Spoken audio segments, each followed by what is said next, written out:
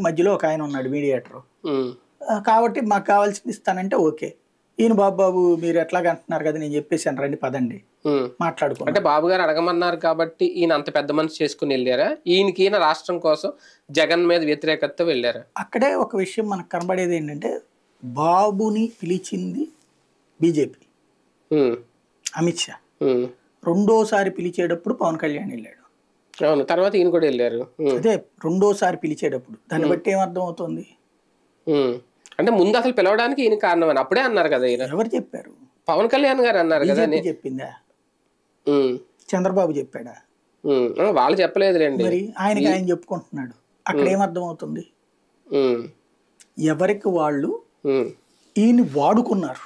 ఉమ్, తెలుగుదేశంకి BJP అవసరం ఉంది. ఉమ్, తెలుగుదేశం బీజేపీకి సంకేతాలు పంపించింది. ఉమ్, బీజేపీ సర్రా నీ ప్రపోజల్ ఏంటో పట్టురా అని చెప్పారు. ఉమ్, ఈయన వెళ్ళాడు, చెప్పొచ్చాడు. ఉమ్, చెప్పిన తర్వాత భారతీయ జనతా పార్టీ ఇక ఏం మాట్లాడట్లా. ఉమ్, అప్పుడు మాట్లాడడానికి బాబు నీకు పరిచయమే కదా, ఒకసారి మాట్లాడరాయ్యా, నువ్వు మాట్లాడరాయ్యా అని చెప్పారు. ఉమ్. వాళ్ళు పిలిచారా? ఎన్ని లేదు. ఉమ్, లేదు కదా. ఉమ్, ఫైనల్గా ఏమైంది?